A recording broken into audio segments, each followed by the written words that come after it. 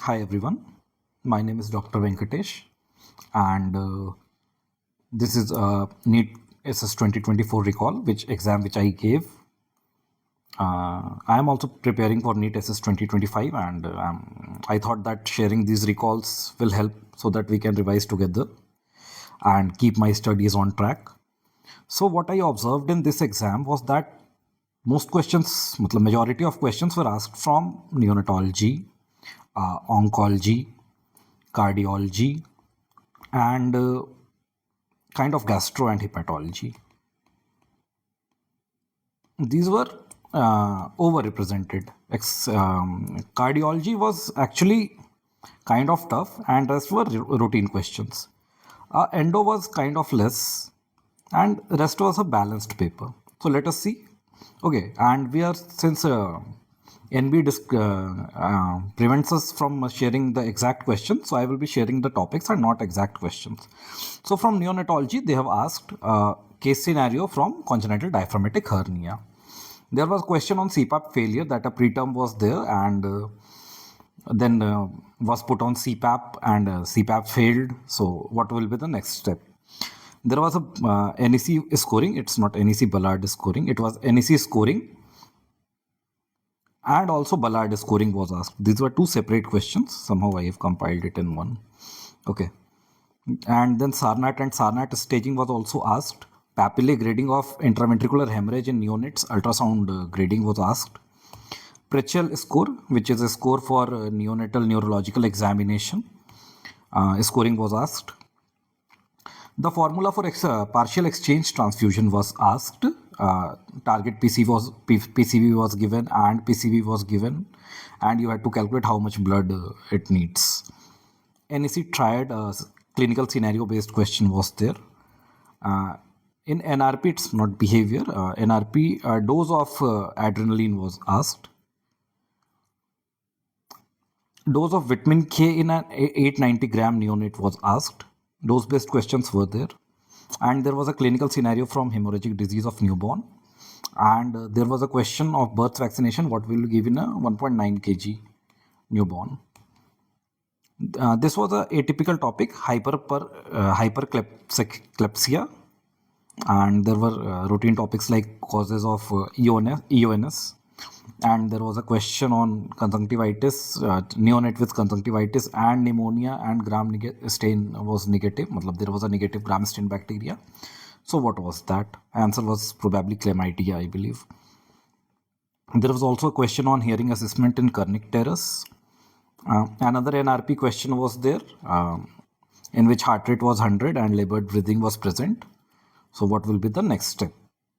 And there was a question on risk factors for hyperbil. This American Academy of Pediatrics has recently updated in 2021 or 2022 a paper, and in recent AIMS NICU protocol it is there. So this was all about neonatology, 19 questions. And now let us go to respiratory. Respiratory, there were kind of less questions, but there were atypical ones. One was atypical. Upper respiratory obstruction, then where will the collapse? Above the obstruction or below the obstruction? This was the question. Inhaled nitric oxide test is used for diagnosis of which disease? Primary ciliary dyskinesia was the answer. Chinese stroke breathing, if it is present, then the lesion is localized in which part of brain?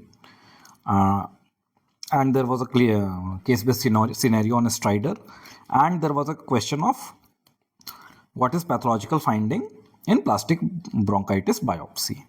CNS also not as many questions as onco were asked. CNS was kind of underrepresented, I believe. But then neurocutaneous syndrome, Sturge-Weber was asked, and then another one was also there, I believe. Okay.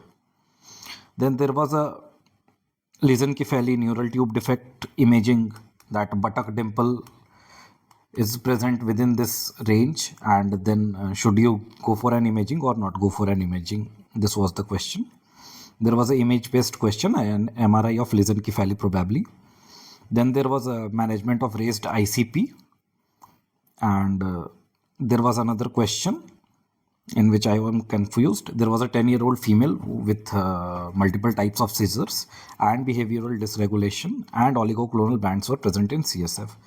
Some of the teachers told me it's an autoimmune encephalitis, and some of the teachers told me it's SSP. I don't know the exact answer, but both these topics are important, so we must treat both these topics. Then there is what are clinical findings in idiopathic intracranial hypertension. So papilledema was the answer.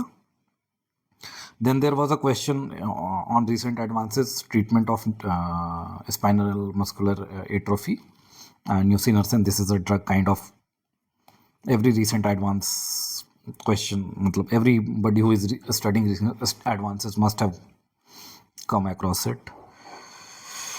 There was another image-based question, image of CT scan of EDH, that is extradural hemorrhage. And there was another one, neurocystic sarcosis, CT scan was given and management was asked. So, in renal system, there were questions on management of autosomal dominant polycystic kidney disease.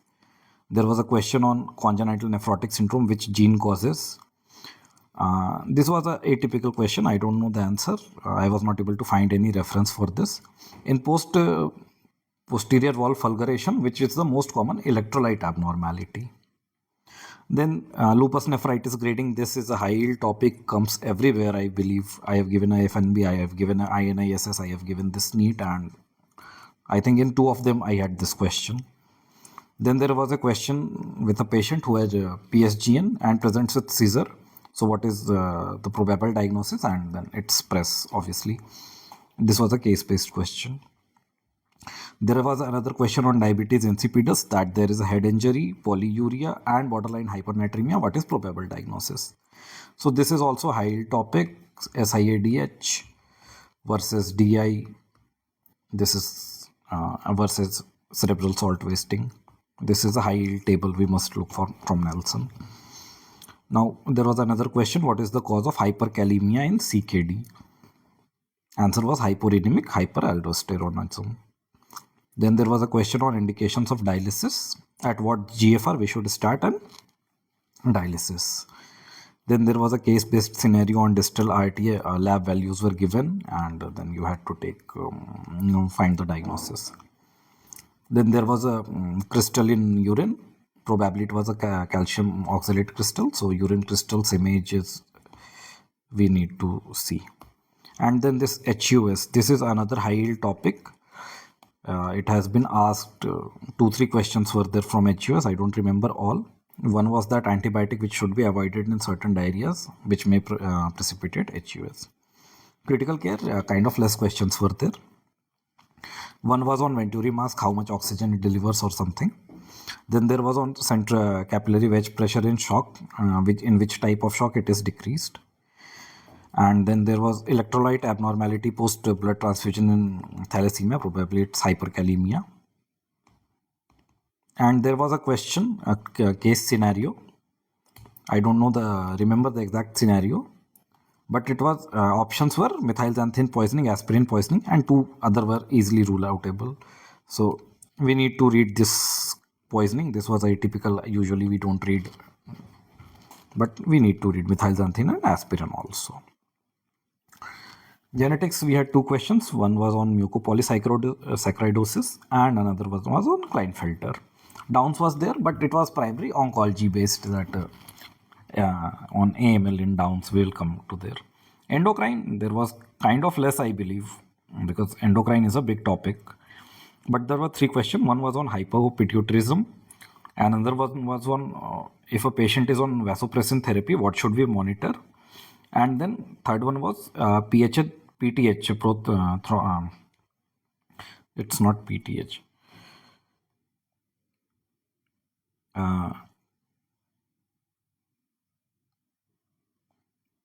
It's, I believe, procalcitonin can decrease phosphate via which mechanism?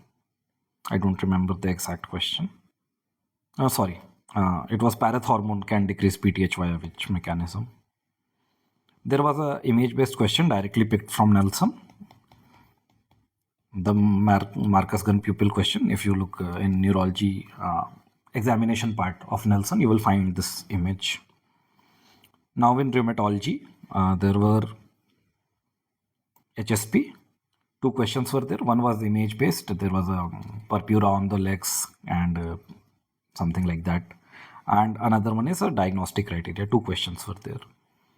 And then there was an image-based question showing a nail pitting, and the patient had arthritis. So what kind of arthritis is that?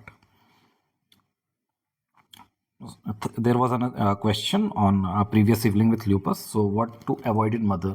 Which drug to avoid in mother? There was another question on anti-rola in mother. Lupus nephritis staging, as I have told earlier also. IgA nephropathy is secondary to which infection? This was another question. And incomplete Kawasaki disease, there is a specific investigation criteria. So which of the following is not an investigation kind of question was there from incomplete Kawasaki disease. Developmental pediatrics is another high yield area. Every time one or two questions are asked. Then there was a question ki a child can draw a cross but cannot draw a triangle. What is probable age? Then there was a question, some developmental milestones was given, chronological age was given. You had to take the developmental age and then calculate DQ. And there was a case-based scenario, which was probably of Downs or hypothyroidism, developmental delay kind of scenario. Then there were two questions from ADHD. One is age of onset, before what age it should onset as per DSM-5 criteria. And there was one other clinical scenario. Speech apraxia and temper tantrums were there. Nutrition, there were two questions. One was which vitamin to supplement if patient has ataxia, anorexia and retinopathy. And another one was which kind of rickets is there. PTH and phosphate values were given. So it was that resistant rickets classification you will have to see. Sorry, that's not immunology, it's infection. So hand foot mouth disease, one image based question was there. Plasmodium vivax management question was there. And CT chest was given, and there was a investigation galactomannan was positive, halocine was positive. So it was a case of invasive aspergillosis. And what is the management? That was the question. Now big topics, gastroenterology, it has 20 questions around. So these are the questions. Which is the most specific test for pancreatitis? Amylase, lipase. So lipase is the answer, not amylase. Which is a hepatitis B immunotolerant stage marker. So there is a table in which hepatitis, all the stages are there, and then HBsAg is positive, HBV-DNA is positive. You need to look at that table. Then there was a question of antibiotic causing abdominal pain plus jaundice. Basically, ceftriaxone was there, which causes biliary sludge. Then there was a question of drug of choice in drug-induced liver injury in anti-epileptics. So answer is folic acid. Then there was a question from Dubin-Johnson syndrome. There was a question from Agnes syndrome. There was a question in case-based scenario was there, of which answer was hemochromatosis, and they asked investigation of choice.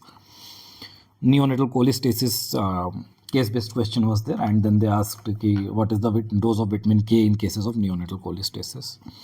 Then there was a management of eosinophilic esophagitis, that is steroids.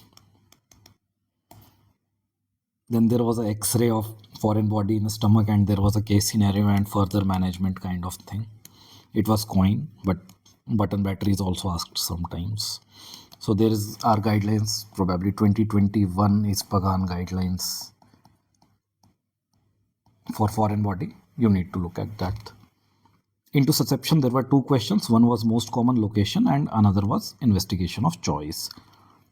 Then there was enteric fever shock. Patient was already on ceftriaxone, which is the next drug you need to add. Then there was a question on which infection mimics appendicitis. It's Yersinia. Then there was a question that patient was probably in liver failure and what investigation if you have to do only one investigation. So obviously for saying something as acute liver failure, we need to do PT-INR. So INR was the answer. There was some child pug score was given, and then you had to interpret that. Then there was risk factors for neonatal hyperbill. There was also portal hypertension definition question, in which they asked what is cutoff value for portal hypertension. There was a case-based scenario for liver transplant, and this Lemierre's syndrome. I have also come across this in 2 or 3 exams. So this is another high yield topic, not commonly seen in our practice, but it's high yielding. Now coming to oncology. Oncology was also a favorite in this exam. So there were 2 questions from neuroblastoma. One was case-based scenario of opsoclonus myoclonus, and then which tumor it is associated with. Answer was neuroblastoma. And another was what is most common site of METs in neuroblastoma. Then there was a question about prognosis of ALL, and those factors which are good prognostic and poor prognostic factors. There is a table, you need to look at that. Then there were Wilms tumor syndromes associated, and Beckwith-Widman was there. Probably it's an image-based question. There was hemihypertrophy and all. And there was another question with features. Retinoblastoma, which is diagnostic mortality. It is ophthalmological examination by an experienced ophthalmologist. And there was another question on retinoblastoma, which is most common secondary tumor in retinoblastoma. Then there was CNS tumors, which is most common tumor in infancy. And there was an image-based question on Rosenthal fibers, in which they are found. Then there were oncological emergencies, case-based and other. 2 questions from tumor lysis syndrome. Then there was another question, most common malignancy causing tumor lysis syndrome. This was an image-based question from infantile hemorrhagic edema, toxic dose of cyclophosphamide, Cashback-Marriott syndrome. And then there were 2 or 3 questions from Downs. This is another high yield topic, oncological association of Down syndrome. So AML has better prognosis in Downs compared to general population. This was another question. 2 questions were from Downs oncological emergencies. Then coming to hematology, there was 1 question on type 3 von Willebrand, quantitative von Willebrand disease. Then there was a question, should we give live vaccines in MMR? It was a clinical case-based scenario kind of thing. And then there was another TTP case scenario, in which it was given that in pathology they have seen cystiocytes. So what is a probable diagnosis? Now coming to cardio, this was kind of googly, because majority of people were not comfortable answering these questions. So I have tried to recall whatever options I was able to recall. So which holds true for aortic stenosis? Supravalvular is commonest. Supravalvular is associated with chromosome 17 deletion. S2 is paradoxically split, or valvular aortic stenosis is mostly commonly associated with coarctation. So probably I believe this was the answer. Which holds true for mitral valve prolapse? Echo shows posterior mitral valve going to LA in ventricular mid-diastole. S1 decreases during squatting, is progressive in nature during childhood.